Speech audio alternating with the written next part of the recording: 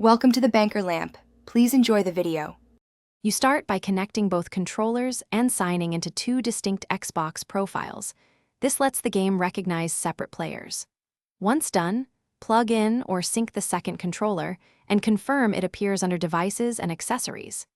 Next, launch Battlefront II from the primary profile so the game can load campaign and multiplayer options. This is required because split screen only initializes after the main session is active. Make sure both controllers respond on the Xbox dashboard. Now navigate to local or co-op play in Battlefront 2 menu. This is where split screen is available for offline shared play.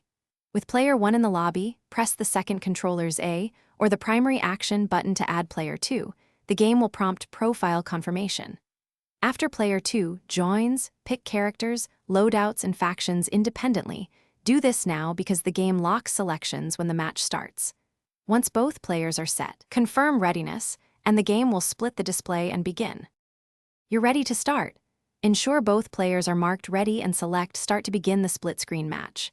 If the screen does not split, first make sure the second controller is synced and assigned to a signed-in profile. Repress the Join button after resyncing.